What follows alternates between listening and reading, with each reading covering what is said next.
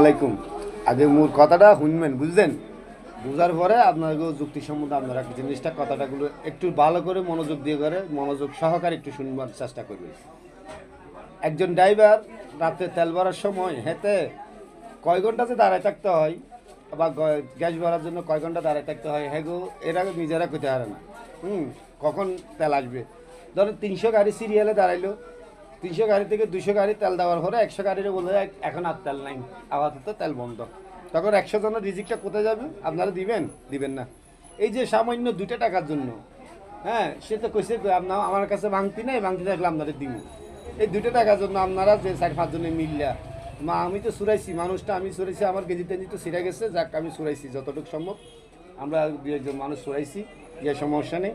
কিন্তু আপনাদের 2 টাকার জন্য গাড়িওয়ালারে যে এভাবে যে ফিডাইলেন, হ্যাঁ, ড্রাইভার আর অ্যাসিস্ট্যান্ট আমার মনে হয় মেডিকেলে থাকবো, নয়তো বা কয়েকদিন ওরা রেস্টে থাকতে হবে বাধ্যগত। প্রচুর পরিমাণ ফিটাইলেন আপনারা। আচ্ছা যাক, 2 টাকার জন্য এই যে বাংলাদেশে একটা কলমের কুসাই যে 1000 কোটি টাকা চুরি হয়, আপনারা এইগুলো দেখেন না? যে 1000 একটা কলমের কুসা মাইরা যে 1000 টাকা যে চুরি করে, এগুলো ফিটাইতে পারেন না এভাবে জনগণের সামনে। এদের বেলায় তো আপনারা বাবা যাইতে পারেন না, কারণ কি লেগা তাগো ওইটা মোটা, এর লেগে এগু কাছে যাইলে আপনাকে ভালো গিয়া দিয়া দিব বাস, এর লেগিয়া ওই ড্রাইভার পাইছেন 1 টাকা, সে কইছে বাংতি নাই, সে তো আপনারা কয় নাই যে আপনার টাকাটা দিব না, সে কইছে আমার কাছে বাংতি নাই, বাংতি থাকলে আপনি আমার দেন।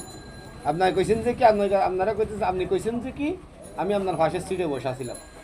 আপনারা যে এভাবে মারলেন লোকটারে, অ্যাসিস্ট্যান্টের মারলেন, ড্রাইভারের মারলেন, এই কিন্তু ঠিক না বাবু, এগুলো ভালো না। আর ড্রাইভার ভাইদেরকেও একটা অনুরোধ করবো, আপনারা গাড়িতে ওঠার আগে বলে দিবেন যে 1-2 টাকা বাংতি না থাকলে আপনারা জোর করতে পারবেন না, গালাগালি করতে পারবেন না।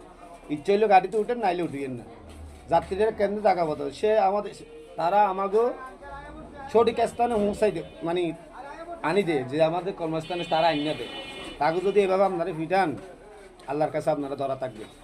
এভাবে ফিটাইন না, দয়া করে পারলে আমার এই ভিডিওটা একটু শেয়ার করে দিবেন। আপনাদের প্রতি আমার অনুরোধ, এভাবে ফিটানো ঠিক না, গরিব মানুষদের তো মারিয়েন না, আল্লাহর হস্তে।